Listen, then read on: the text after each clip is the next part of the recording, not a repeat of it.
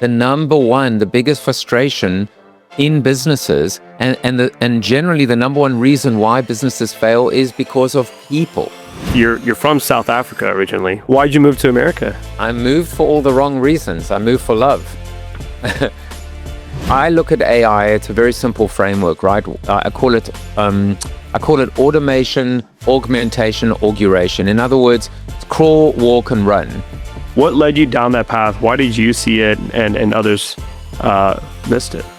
And there's another part to it, which is the consumer, right? Your consumer, they'll never ever betray you. If you just follow them and are true to them and watch the behavior. So why did I see it? I don't know, maybe because I was paying attention. One of the things I've written is don't pay for attention, pay attention. I like that. There's no magic wand, there's no black box, there's no silver bullet. These are simple tools that have been around for 100 years, they'll be around for 1,000 years, time when I am but dust.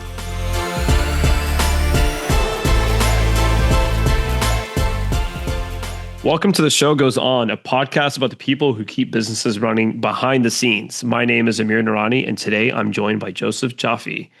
Joseph is an EOS implementer, helping entrepreneurs and leadership teams achieve clarity, focus, and freedom. A serial entrepreneur and marketing innovator, he founded and sold agencies, has authored 6 books, including Flip the Funnel and Built to Suck. During COVID, he launched a business talk show with nearly 800 guests, began teaching as an adjunct professor, and wrote Forever Changed. Based in Connecticut, he brings decades of reinvention and leadership experience to the businesses he serves. In his spare time, he studies happiness. Joseph, how's it going today? I'm all the better to see you and hear you and talk with you today.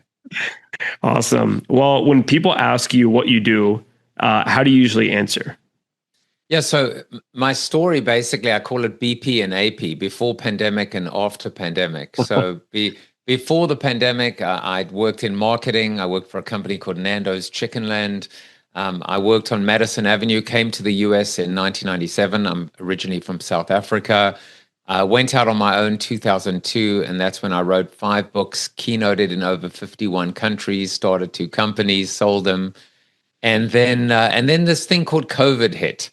And I completely reinvented myself. While everyone was zigging, I zagged. While everyone was trying to become the best virtual keynote speaker, I started a talk show called Corona TV, which now is called Joseph Jaffe is Not Famous.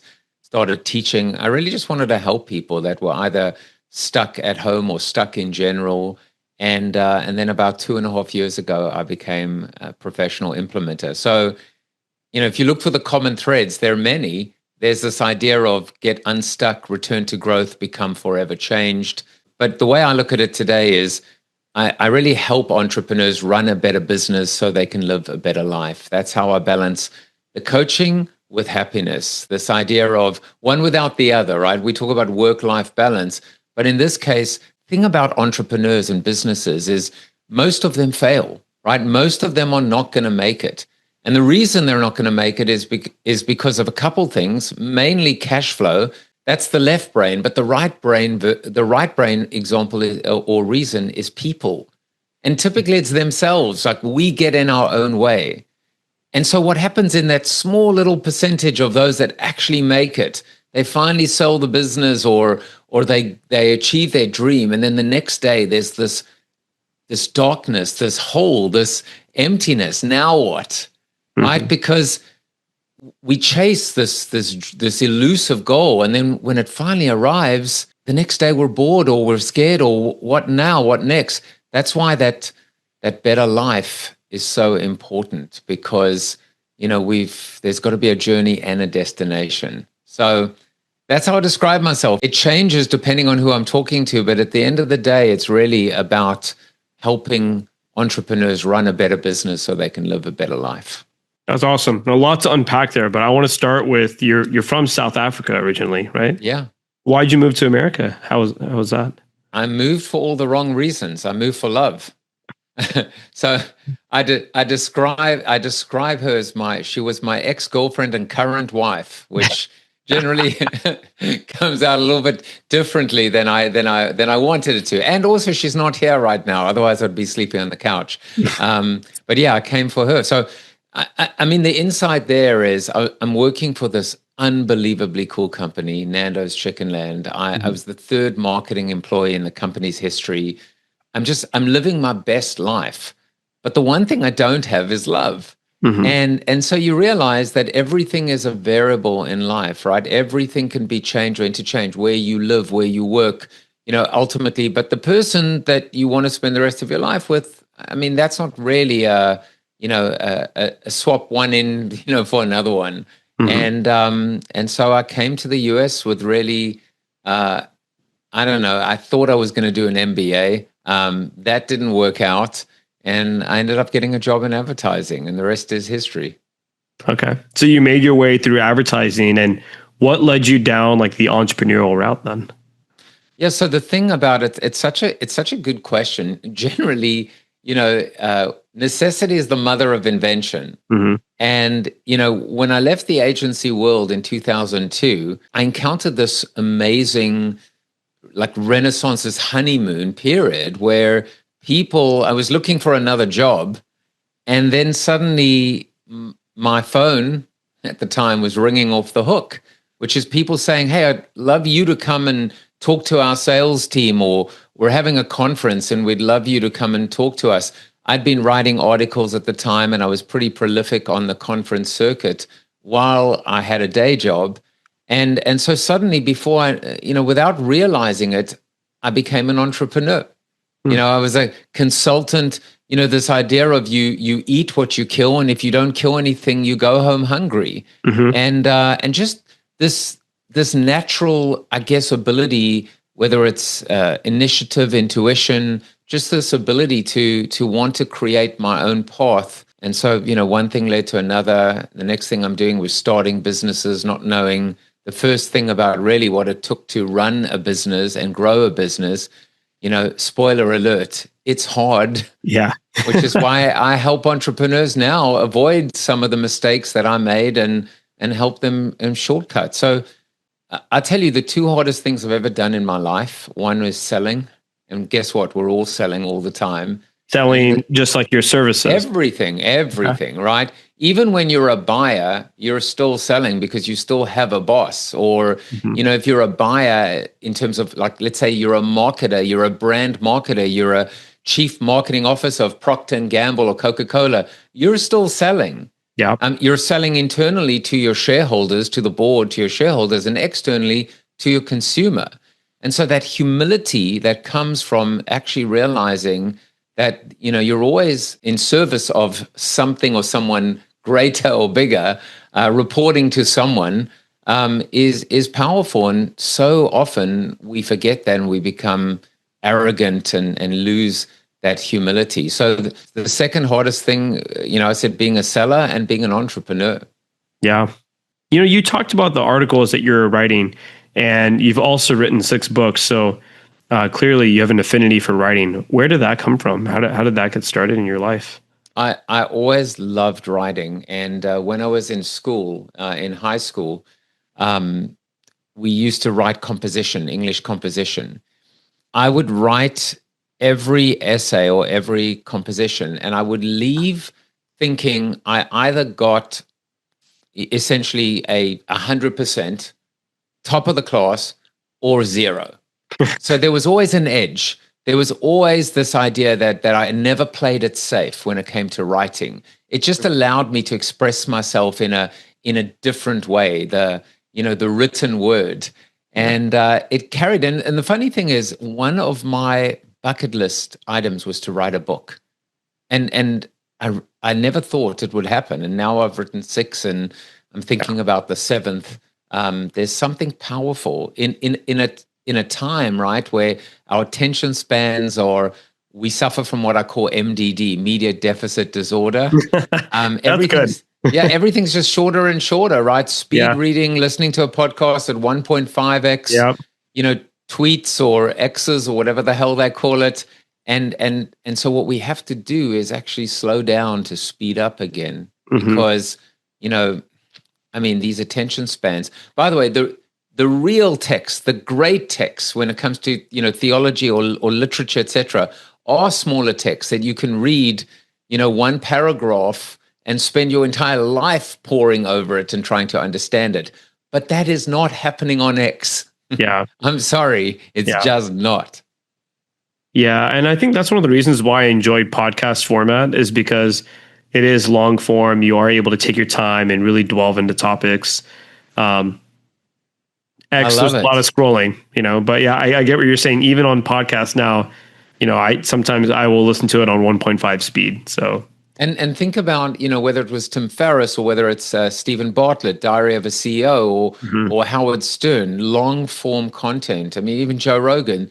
These shows are 2 hours, 2.5 hours. Yeah, that's amazing. And so I'm sure everyone is different, but the way I look at it is when I see a guest or a topic, I don't know the guest, but the topic is just insane, I'm just going to pour into that. That 2.5 hours, it goes by like that. Yeah. When you're actually engaged and interested, and it just shows what we have the potential to do, to be able to listen for 2.5 hours, as opposed to just seeing 100 different pieces of content within 5 minutes. Wait, hang on a second. My producer's saying we have to go to an ad break, a commercial break. I mean, what's with that? Sponsored by. Yeah, I mean, that's why, when I wrote Life After the 30-Second Spot, which was my first book, I wrote it in 2004.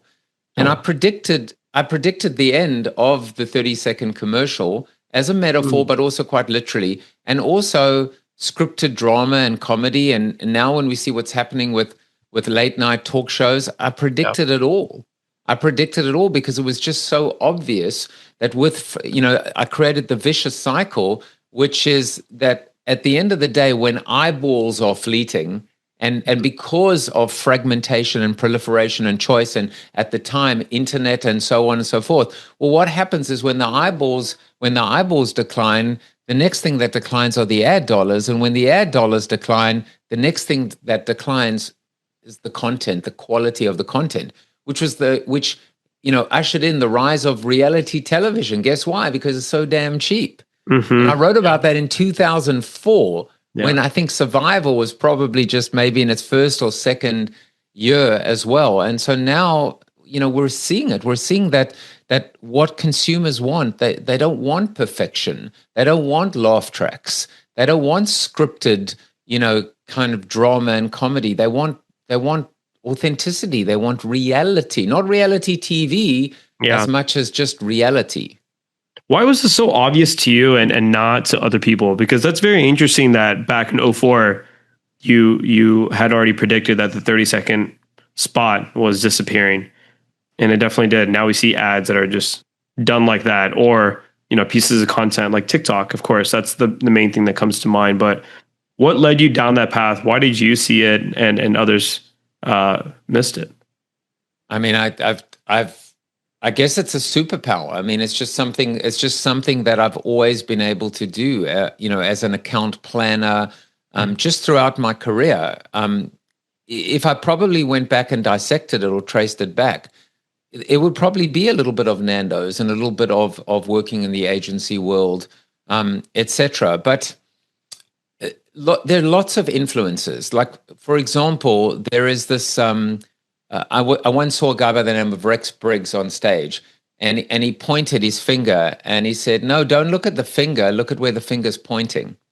So my speciality is skating to where the puck is going to be, right? That Wayne Gretzky quote. And 12 to 18 months. That's my niche, right? You got to niche up or niche down or whatever the case may be.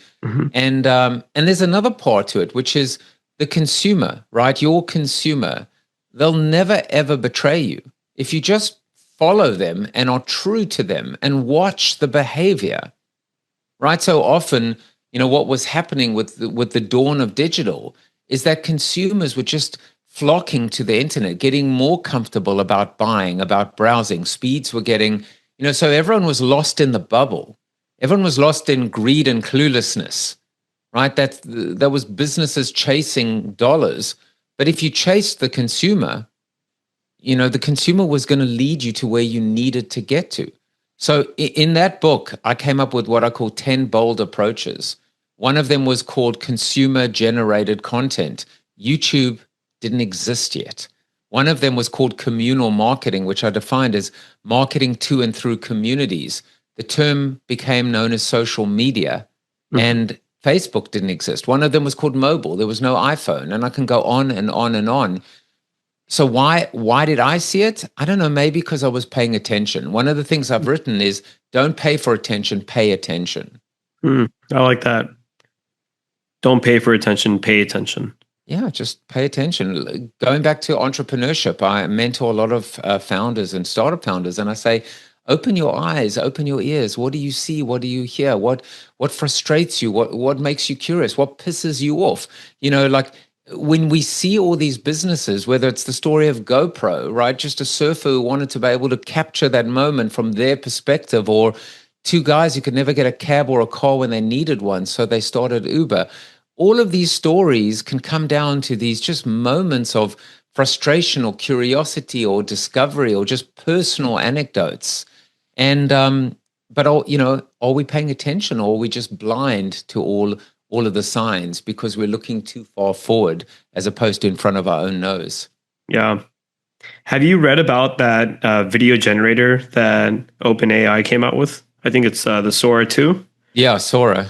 Yeah. What are your thoughts on that? Because I believe they released it and people are comparing it to the one that Meta just came out with, Vibes, where you have all this AI content coming out now. So where do you see that whole thing heading? Because it's very interesting. And, when I see it, I tend to get dismissive, but I want to make sure that I don't have any blind spots. So I'm curious what you think. Look, first of all, any short-term gain that we have right now as humans will be eradicated. That's the position I start. I start from a position that says, anybody that scoffs or that kind of, laughs at something or almost minimizes it, don't do that. It's like Apple, right? It's like, don't write them off at your peril. Yep. So we start off and we say, all right. So I look at AI. It's a very simple framework, right? I call it automation, augmentation, auguration. In other words, it's crawl, walk, and run. You start off by where AI is kind of like the dumb bot. It will just do things that you don't want to do, but it can do it a lot faster. It's just really, that is automation. So it's just like we can't process it as quickly, and so in a way, AI works for us. We tell it what to do and it does it really, really quickly, right? Better, cheaper, faster. The next stage is augmentation, where we work with it as a partner. So we're equal partners in a way, and we figure out a way. So like whether you're prompting and then there's a backwards and forwards, but it needs you. You're the supervisor, you're the manager, you're the leader, right? We talk about in EOS leadership, management, and accountability. You are the leader and the manager. And then there's auguration, where you just have to step back and step out of the way because, whether it's an agent or, and we're not there yet for the most part, where it will just take over. Now, let's talk about Sora for a second. I've read, and it could have been last year, but it's certainly going to be this year. I think it was this year that said, by the end of last year, it would be impossible to determine if a photo, in fact, was generated by AI or was authentic. By the end of this year, it will be impossible to determine if video is generated. So my son just sent me something today. I'm like, holy crap, what I just saw. I just saw one of Dexter, the serial killer, basically putting a whole bunch of politicians, on the slab. I was like, it is scary. So you could look at it two ways. One is, how will we know if anything's real anymore? Now that is a big, deep discussion. How will we know if anything is real? And by the way, we're going to get scammed and we're going to get shammed, and is this real right now? Are we real? How do I know? Well, I know it's all simulation, like Elon Musk says. But this is a real conversation. We're kind of messing up from time to time. We're having. I can feel it's real. It would be even more real if we were in the same room at the same time. Right. And so the advantage we have, the edge we have as humans is that we are perfectly imperfect or imperfectly perfect.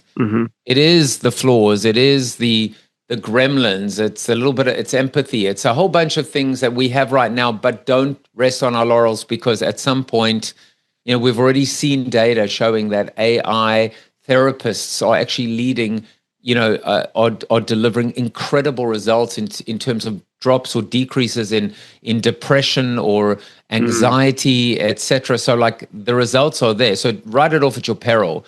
The other part of it again is it is scary when you think about what is real and what is not real anymore. Who do you trust? So what is the ultimate currency right now? Well, guess what? It's the same as it always was in business. People don't care how much you know until they know how much you care. It's trust. Yeah. When you were saying Trust that, is I was earned. thinking authenticity, which is, would you say is about the same thing? Would you equate them? Trust, authenticity? Trust, authenticity, reputation, integrity, all of that combined. Yeah. Because all of that, it can take a lifetime to build and a blink of an eye to just destroy.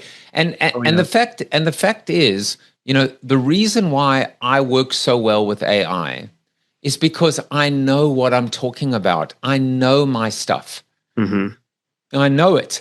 And because of that, I can discern when I get back 10 points, when I say I need 10 points that prove X, Y, or Z, I can look at it immediately and I can grade it. I can go, these 6 points are outstanding.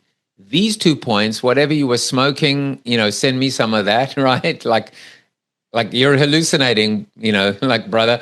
And the other 2, you know what? They're interesting, but I'd like you to rather go in this direction.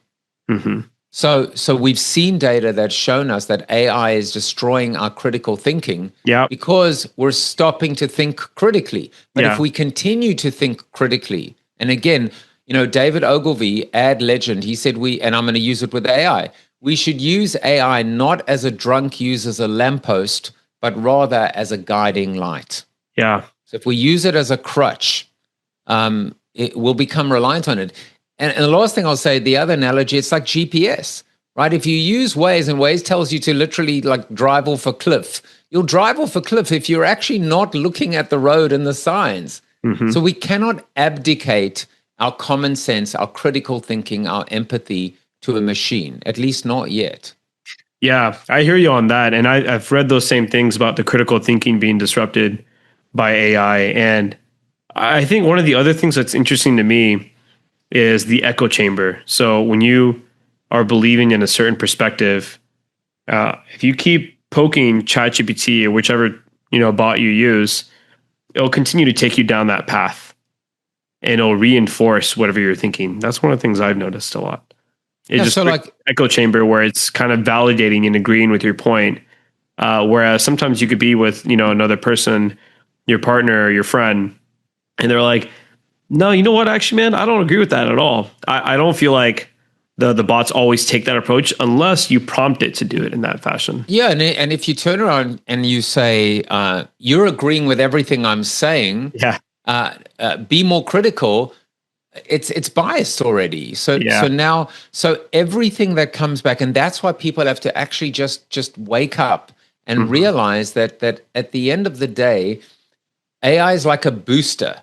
It's going to make you feel really good about yourself, but at your peril, because you're going to end up in a bubble. You're going to end up in a reality distortion field that is not of your choosing, and that's success theater. It's essentially what brought down GE.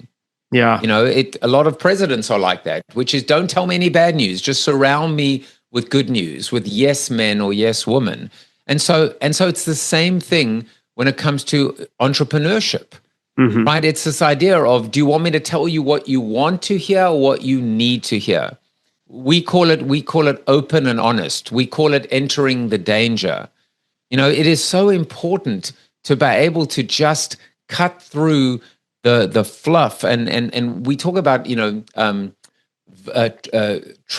vulnerability-based trust and healthy conflict. We've got to be able to get into an environment where we can actually roll up our sleeves and get down and dirty if we want to grow our businesses. Otherwise, we're going to, if we end up with guardrails on, kind of bowling with those guardrails, we will never ever be able to grow because there will be no adversity whatsoever. So when you say roll up your sleeves, what does that look like to you? In order to, I guess what you're saying is to break free from those chains that AI has kind of put on us, or just technology in general. Well, I mean, with EOS, we have no technology. So we don't use any technology. You can see I'm in my session room. Yeah. That's the whiteboard behind. Everything is handwritten and hand drawn. We kind of just get rid of distractions. Mm-hmm. The book, the EOS book, you can see it down there on my shoulder, is called Traction. Yeah. The opposite of traction is distraction. Distraction is everything that takes us away from our goal, from our focus, from our target, from our BHAG. Traction, like a tractor beam, is everything that pulls you toward. So rolling up your sleeves means doing the work. Yeah. It means showing up, and it means doing the work. Mm-hmm. And that means that sometimes, you're going to have to accept the fact your baby's ugly. And someone's going to be able to have the kahunas to tell you your baby's ugly. Rolling up your sleeves, doing the work without the distractions. Yeah, there you go. You said it better than I did. Where did you first come across traction? Like how did you go down that journey of finding traction and having that become part of your career with being an EOS implementer? It's totally bizarre. It's serendipitous. My brother in South Africa called me up one day and he said, "You'd make a great implementer." That's the name we call ourselves as coaches. And I think I said to him, "That sounds painful. I'm not good with my hands. It sounds like construction." and he actually told me that he had hired an implementer for his business, turned the whole business around, and he actually ended up selling the business. And he said, "Look, you'd make a great implementer because of you're a natural coach. You love teaching. You are teaching at the moment. You mentor. As a keynote speaker, you love helping people. That's my measurable. How many lives can I change, and have I changed?" Mm-hmm. I'm limited in terms of how many clients I can have. I'm limited. I have a handful of available slots for clients at the moment, less than a handful. But I can change millions of lives through my talk shows. My other one, I've got Joseph Jaffe is Not Famous. I've got the Entrepreneur's Journey. Being on this show, I can impact so many. Writing, it's all one to many. Yeah. Coaching is one to a few. It's very, it's intimate. It's like a velvet glove. It's like a concierge service. If you can afford to hire a coach, it's the same thing like a personal trainer. Of course, you can get up in the morning and do 50 push-ups and 50 sit-ups and 50 pull-ups. Great. You should do that and go for a run. Most people don't have the motivation. They struggle. They need help. And so you hire a personal trainer. But if someone can afford a coach, so that's the other thing that's been so amazing for me, is I became a coach, and the system, we say 15% of what we do is according to the guide. 85% is not. 85% of it is improv. 85% of it is adapting to the energy, to the people, the personality, the chemistry in the room. And so this has been another rabbit hole for me, which is learning what it is to be a coach. It's a whole different world. And I love it because you can go as deep as you want to. The thing is, of course, as a coach, I can work with leadership teams and help them. But hanging out with other coaches, it helps me become a better coach, sharpening the saw, just to realize you can never, ever stop learning. And I just love that. It's that's why I'm studying happiness as well. Who would have thought at the age of almost 55, here I am, I'm a student again, and I love it. Mm-hmm. I love learning. How did you delve into that? How did you get into happiness? We said that at the end of your bio, in your spare time. Now you're studying happiness. Yeah, so when I wrote Forever Change, the idea behind Forever Changed was... That's the last book you wrote, right? Yeah, and that was the first book. It's not a business book. It's a COVID memoir and a self-help book. And so the message was, if you didn't change, if you didn't become Forever Changed during COVID, you missed an opportunity.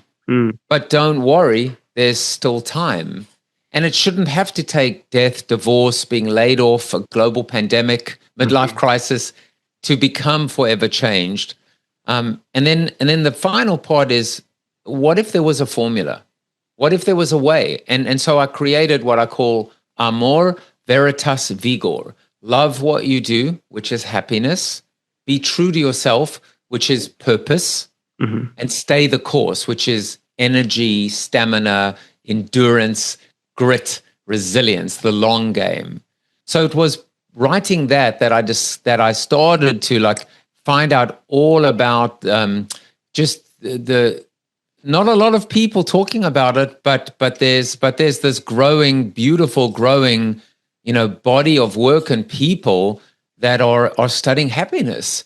And so in the course I'm taking, everything has, whether it's behavior, whether it's positive psychology or organizational psychology, everything has a study, but happiness doesn't have a study. And not, thinking about it on a multifaceted, when we think about theology and psychology and literature and poetry and history and sociology. And when you just go down, you're like, wait a second, you can look at this on history, just going through and realizing, oh my God, there is so many layers that actually talk about what we call whole being.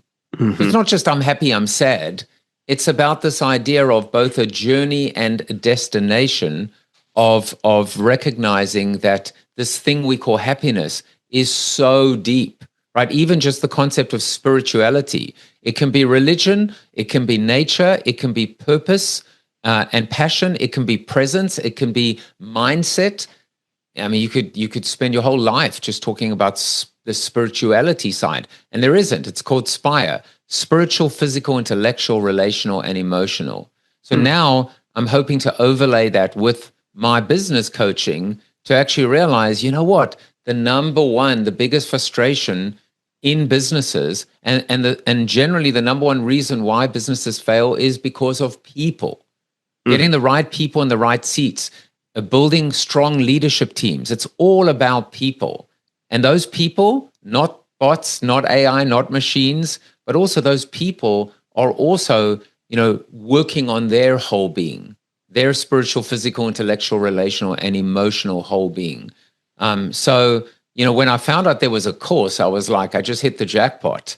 And I'm doing a certificate at the moment, but in January, against my better judgment, I'm actually going to enroll in the fully accredited master's course, which is 20 months. That's incredible. That's so cool. I don't know where I'm going to find the time to do it, but I'm a screw it, let's do it guy. As long as it makes you happy, right? I say yes, and then I figure it out later. Yeah. That's really awesome. Okay, so for entrepreneurs, what are some practical steps that we can take to stay happy, to be happy and to stay happy? What would you say? Well, first of all, you asked a question about entrepreneurship and then you tied it to happiness. And so I was like, okay, that's interesting. So let's go there. Yeah. So first of all, when you start a business, you are by definition a control freak. Yes. Because you have all the control. Yeah. And so as you hire people, you have to trust, you have to let go. We say let go of the vine. Yeah. You have to delegate. And it is hard to let go. And it is hard to trust. It is hard to allow people to make mistakes. So there is a tool that we teach called delegate and elevate, but it's delegate all the stuff that sucks up and saps your energy so that you can elevate to your unique ability. So happiness has got to be doing what I love, loving what I do. At EOS, we call it the EOS life, which is do what you love, working with people you love, making a huge difference, being compensated appropriately, and having time to pursue other passions. So happiness has got to fit. You've got to be able to rate it or rank it or be able to determine how are you doing on those 5 aspects or 5 principles of the EOS life. But for the most part, what happens with growing a business is be careful what you wish for. We all want to grow the business, but when we grow the business, some somehow we look back and we're like, we're not doing what we love anymore. We're not selling anymore. We're not building anymore. We're not helping anymore. We're not fixing anymore.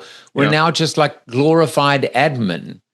All these meetings, all these processes, control, and this policy, that policy, layers of management, and so thankfully, what EOS does is EOS simplifies and gets rid of all these unnecessary meetings. EOS is all about just pointing all the arrows in the same direction, building strong leadership teams, creating a culture of discipline and accountability where people don't hide behind. They embrace it. They embrace the numbers, right? Your measurables ultimately will tell you if you're on track or off track. So for me, happiness has got to come down to I'm doing what I love. I haven't forgotten where I've come from, legacy, history, heritage.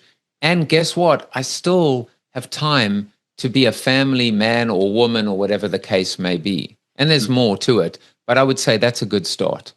Yeah, I love that. I feel like there's so much. We use EOS in our companies now, and there's a lot of intention behind it, and it's very foundational.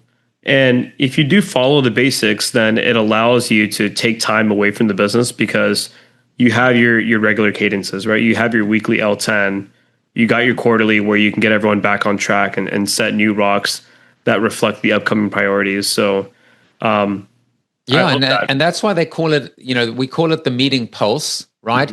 But it's also a pulse. There is a 2-day annual planning session. There are quarterlies every 90 days. We talk about the 90-day world. And then every week, a level 10 meeting. Why is it called L10, level 10? Because you're going to rate that meeting a 10 sooner rather than later. So for people that are watching or listening, rate your meetings from 1 to 10. You're probably, if you're being honest, they're sitting at 3s and 4s and 5s, but they don't have to be. But that pulse, it's almost like it is a pulse. It's like a heartbeat because your company is alive. So we don't want AFib, right? Irregular heartbeats. The predictability, the consistency of those beats actually determine that you are so productive in these meetings instead of back to back to back to back meetings and these standing one-on-ones and meetings where the only objective is to have another meeting. You got to end that. And you spoke about basic. That's how we describe EOS. There's no magic wand. There's no black box. There's no silver bullet. These are simple tools that have been around for 100 years. They'll be around for 1,000 years, time when I am but dust. I have a question about the ratings. It reminded me of something. Are you allowed to give a decimal rating? So, sometimes people on my team or even I will say, 8.5 or 9.25. Is that allowed or only whole numbers? Well, truth be told, you can do whatever the hell you want to do if it's working for you. But the EOS pure way is we typically, because the thing is you want to simplify, right? Yeah. So I'm going to just take a small step back.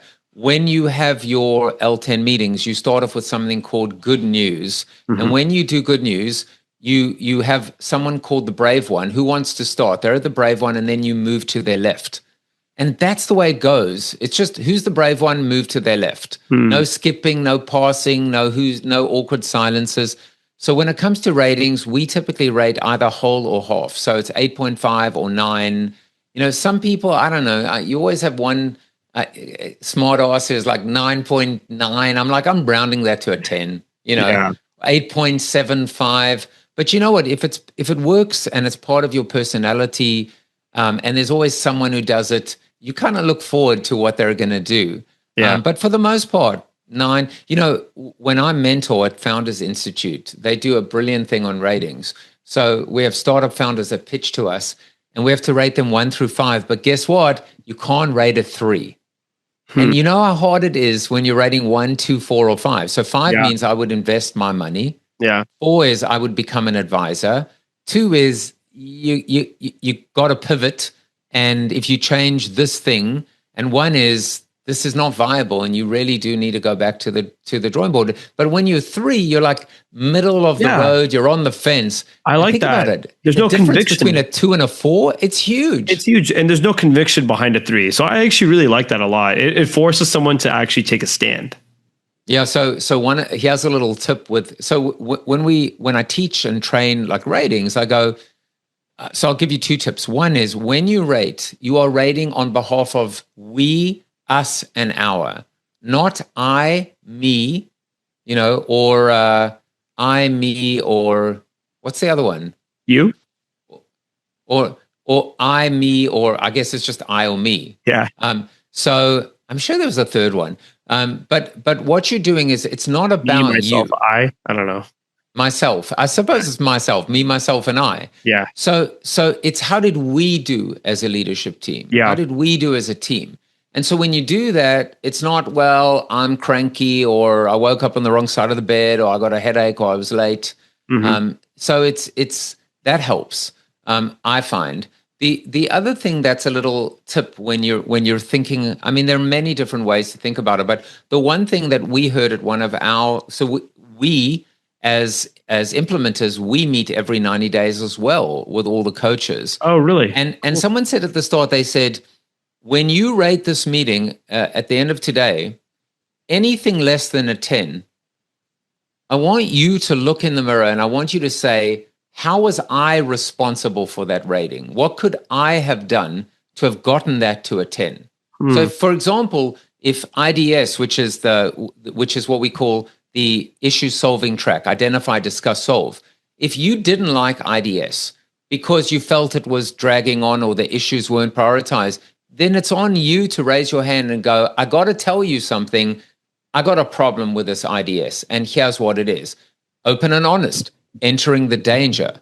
So if you just sit back and you're a spectator or passenger, well, then that rating's on you.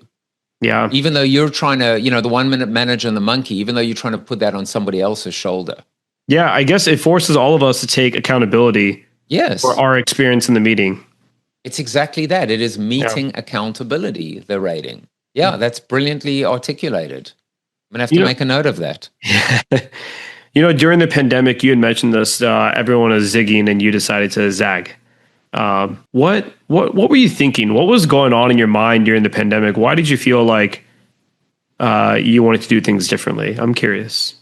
I honestly don't know. Sometimes you go back and you just you wish you could remember. So I've thought about it. I've thought about. I know what the genesis of it was. The genesis of it was we began where I just decided to go live on Facebook one day because, I have pretty large followings on social media. And I'm like, how's it going? Oh, look, there's someone in South Africa. Oh, there's someone in England. What's going on? And I just, I was bored, I suppose.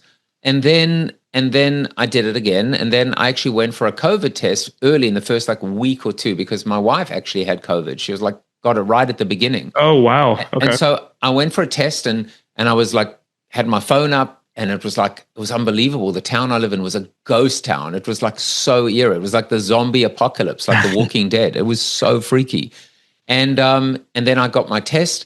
And then I think the next day I was maybe a few days later, I decided to use Zoom and I did it on Zoom. And then I realized I could stream it from Zoom onto Facebook or YouTube. So I did that. And then I used a PowerPoint. So I was sharing a PowerPoint, very clunky in terms of a few key slides. And then I found a piece of software called StreamYard. And I was like, holy crap, I can actually do something that looks so professional and looks like a show. And I'm like, let's just call it Corona TV. That all happened within 2 weeks and 6 days.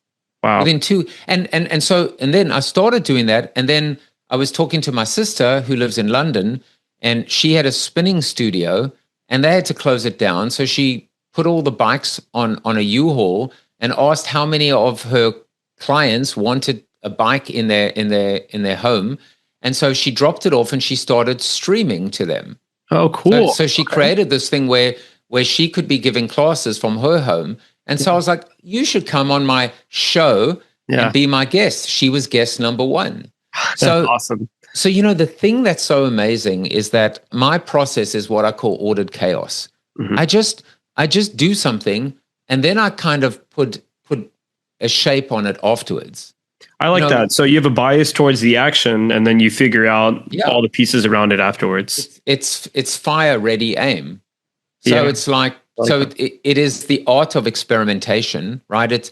It is what I am as a creative type, as more of a right brain thinker, which is the screw it, let's do it, right? Nike said just do it.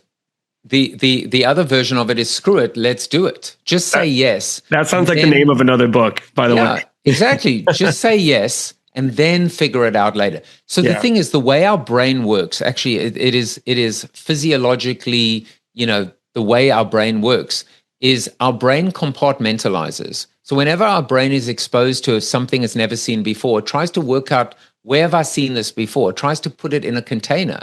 And sometimes things don't fit in containers.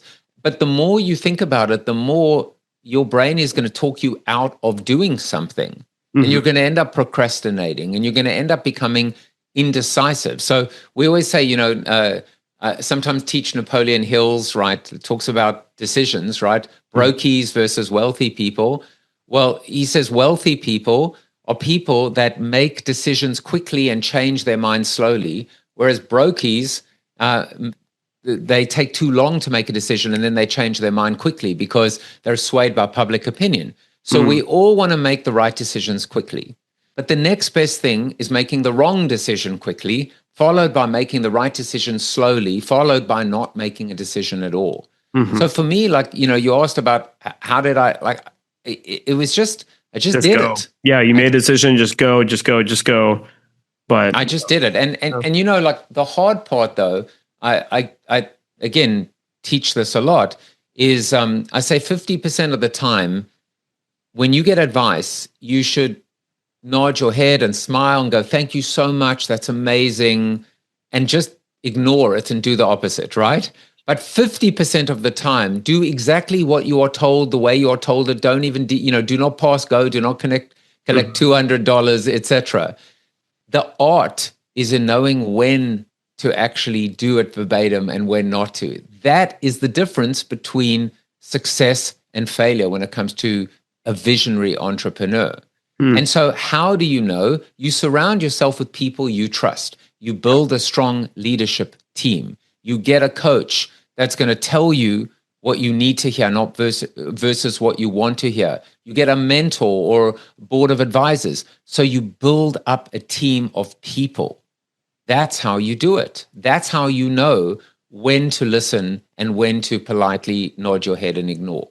Yeah, I love that.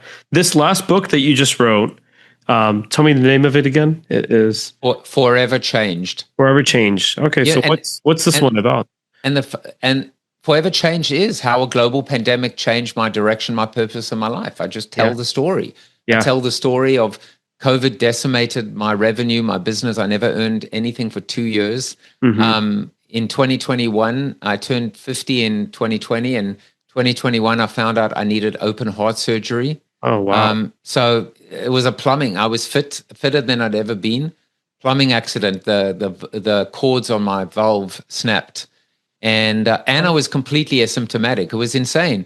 I ended up getting 2 surgeries, 3 infections. I was out the whole year. And then in 2023, my mother passed away. And so she was my only parent.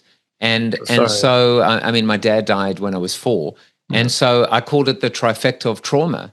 So here I am. I was already writing the book. Ironically, I kind of hit a ceiling. I kind of couldn't finish the book. And when my mom passed away, it gave me the momentum to finish the book. And so, so I wrote a book basically saying, because the part of it was, if you were miserable in your job before, why would you return to it? Yeah. So we need to live every day as if it was our only day, as if it was our best day, as if it was our last day. We need to, we've got to show up as the best version of ourselves. We've got to show up for ourselves. We've got to show up for others. Life is too short. Yeah. I heard actually today, and I'm going to just read it to you. So I'm going to very nonchalantly glance at my phone. Shaolin warrior monk. Right. His name is, what's his name? He's a Shaolin warrior monk by the name of, and is it going to come on? It's now going slowly, and I forget his name. Maybe it will come on.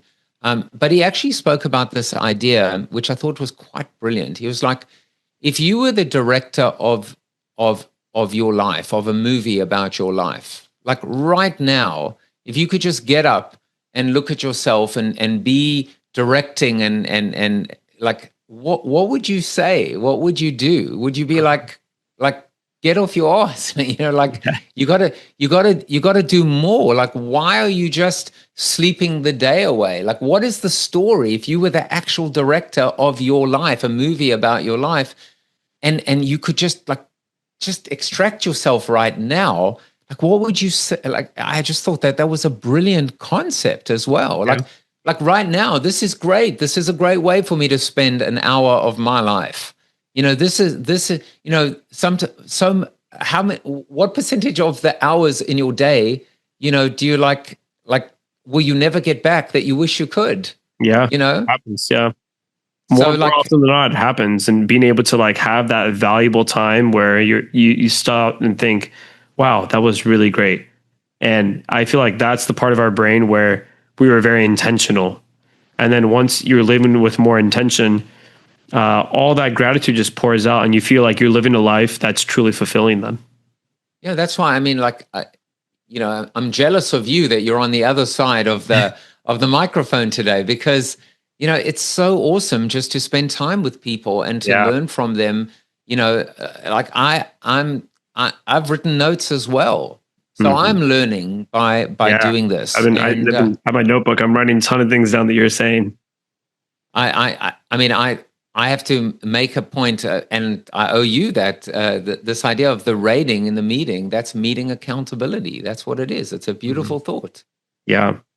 You've had over 800 guests, and that's incredible. So I hope to get to that level someday. This is a great way to spend time with somebody. And I feel like the best conversations are the ones where, you can go back and forth and both people are learning from each other, Yeah, exactly. I mean, the best students are teachers and the best teachers are students. I love that. Best students are teachers, best teachers are students. It's true. I learned that when I did a bridge course to become a teacher, to become an adjunct. Yeah. I mean, imagine a teacher that comes into their class arrogant or feeling like they've learned everything. You know, when you stop learning, you start dying. You are dead. Yeah, absolutely. And that's why I alluded to at the very beginning with all the stuff going on with Sora 2 and OpenAI. I'm doing my best to not write it off as AI slop and really get into the guts of it and figure out what's truly going on here. What's the signal? Because what you had mentioned before, the guy pointing, are we looking at his finger? Or are we looking at what's being pointed at? Yeah. So I think I'm big on use cases, right? When you want to understand where the finger's pointing, right? Part of what we spoke about is where is the puck heading? 2 is where is your consumer? And 3 is define a use case. So comedy, right? I could have comedy of Dexter, the serial killer taking out various politicians on both sides of the aisle. That's funny, right? Yeah. I'm pretty sure that everyone knows he's a fictional character. And in fact, whether it's official or unofficial, see where it gets really, really interesting and hairy was that sanctioned from the studio, or was it just, Joe Jaffe in his dungeon, in his basement, but education, learning, huge, right? When I'm creating content, I don't need B-roll anymore. But an entire industry is gone now. The industry of B-roll and rights cleared, stock photography and stock videography. Bye-bye. Thanks for playing. Yep. It's like being a third generation toll booth operator. Yeah. These things just evaporated overnight. Yeah. But in terms of, so look, necessity is the mother of invention. And we are, it's like a 5-alarm fire at the moment with this stuff, going back to AI. So we are going to need to have mechanisms that indicate whether this is authentic or not, like a watermark or some kind of, ironically, this, I know a company doing it, that blockchain could be the way to do it. Because I was just thinking, when you were saying that right now, I was like, maybe this is where the blockchain comes in. Yeah, I mean, and again, this is a company that's looking to do that because, immutable, incorruptible public ledger, being able to determine this piece of content was created and has been modified or has not been modified. But the thing is, we are lazy, and even if we're not lazy, things are getting so smart right now. It used to be like the Aamir, it's your buddy Joseph. I'm in a Turkish prison. You need to like wire me, $5,000. I've become a Nigerian prince. Yeah. But at a time it was like, wait a second, they know my name. But now you're going to hear a voicemail of someone who sounds like your buddy Joseph. Yeah. And identifies as Joseph and knows enough about the relationship. And you're like, sure, man, like how much do you need? By the way, thank you. I appreciate it. Yeah, I got you. No worries. Well, it never arrived because you were scammed. Yeah. So I think, so what is the answer? I don't know what the answer, but maybe, just maybe, one of the tools or anecdotes we have is, again, to slow down, to speed up. So, for example, don't drunk tweet, don't drunk text, right? Don't drunk email. But at the same time, when you're angry with someone, wait 24 hours and then respond. Slow down to speed up. You see a text, your brain has to be able to remind you, don't ever click on a link. Go and type that link. But sometimes it's just so hard when we see something and immediately we react to it. So, it's going to be the wild, wild west. Welcome to the wild, wild west. Don't make me sing the song. Great song. Slow down to speed up. I like that. And the inverse of that is as I always end with rapid fire. So I totally get the point of slowing down. But now we got to go rapid fire. And I'm going to ask you a bunch of questions in a row. All right. We'll start. Favorite book? Favorite? And it can't be traction. No, you know what? I want to. I'm gonna say for The Ship That Flew, which is a book I read when I was a kid. I don't know why. It touched me. The Ship That Flew. I love that. Favorite city? Gotta be Cape Town because I'm from Cape Town. Okay, cool. Favorite artist, like favorite music artist? Always will be Queen, Freddie Mercury. Nice. He is the GOAT. Yeah, always really will be. Now bring me AI, bring me Freddie AI that creates songs and brings them back to life, because I'll cheat any way I can to get me some more Freddie. I got two more for you. Favorite movie or TV show? Oh, that's easy. There are two. My Cousin Vinny. Okay. And Highlander. Soundtrack was Queen. There can only be one. Okay. Highlander's a TV show. Well, but it was an original movie. Okay. And then probably The Untouchables is number 3, The Contender number 4. Okay. And shows. Wow. I mean, got to put Breaking Bad up there. Oh, great show. Yeah. Gonna just leave that up there too. Amazing. And favorite sports team?